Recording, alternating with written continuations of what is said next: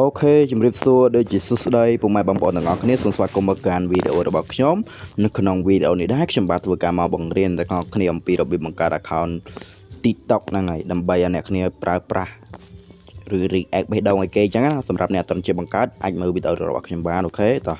ឥឡូវអ្នកគ្នាចូលមកដំបងវាជាបង្ហាញបែបហ្នឹងអ្នកគ្នាចុចខាងក្រោមមកពណ៌ក្រហមនេះសញ្ញាពណ៌ក្រហមចុចយកប្រុងនិងបន្តមកអ្នកគ្នាចុចតាមមកអូខេតើមកអ្នកគ្នាជារំលងសិនមកមកចុចអីទាំងអស់ជារំលងតើមកវាចេញវីដេអូបែបចឹងណាហើយអ្នកគ្នាអស់មើលសិនទៅឡើយថាអ្នកគ្នាចុចបេះដូងឲ្យគេចុចកើតទេចុចកើតទេចង់ថាឥឡូវអ្នកគ្នាបង្កើត account មកនេះចុច blank ប្រវត្តិខាងខ្ញុំនោះនេះចេញបែបនេះហ្នឹងហើយចង់ចូលឈ្មោះហ្នឹងស្អីគេដែរនេះក្នុង3ហ្នឹងមានឲ្យប្រើលេខទូរស័ព្ទ email ឈ្មោះអ្នកប្រើប្រាស់អីហ្នឹងហើយអ្នកគ្នាចង់ភ្ជាប់ជាមួយនឹង Facebook ឬ email ឥឡូវសម្រាប់ខ្ញុំចង់ភ្ជាប់ជាមួយនឹង email ហ្នឹងហើយអូខេចុច email មកតើមកវាចេញតម្រងបែបនេះតែខ្ញុំសុំលេខ email ខ្ញុំសិនហ្នឹងហើយដោយសារតែ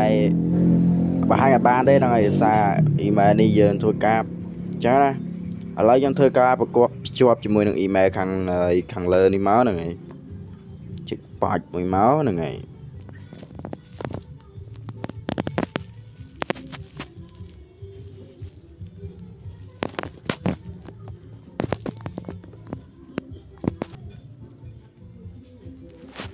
អូខេបន្ទាប់មកវាបង្ហាញបែបនេះអ្នកទាំងអស់គ្នារើសថ្ងៃខែអ្នកគ្នាកើតថ្ងៃទីម៉ានខែម៉ានឆ្នាំ2000ម៉ានអ្នកគ្នាដាក់មក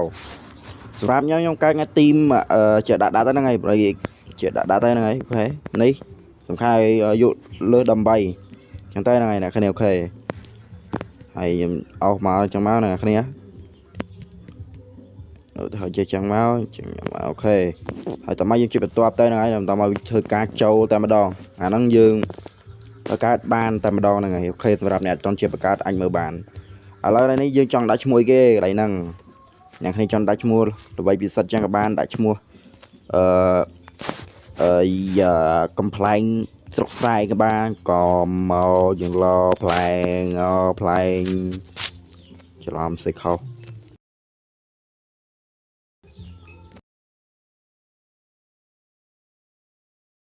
ក៏យើងរអូស្រោកអង្គស្រោកក៏យើងរដាក់ស្រែអង្គស្រែកស្រុកស្រែមិនស្រុកស្រែបាទមកចុចបន្តអូខេឥឡូវយើងធ្វើការបង្កើតបាន account TikTok ហើយអ្នកគ្នាបាទអូខេនេះបាទ TikTok យើងបង្កើតបានហើយកំ pl ែងស្រុកស្រែបាទហើយវីដេអូយើងមានប៉ុណ្ណឹងទេសម្រាប់អ្នកអត់ជាបង្កើតអាចធ្វើតាមខ្ញុំបានចេះ 100% សម្រាប់អ្នកអត់មាន account email អាចទៅបង្កើតតាំងបាន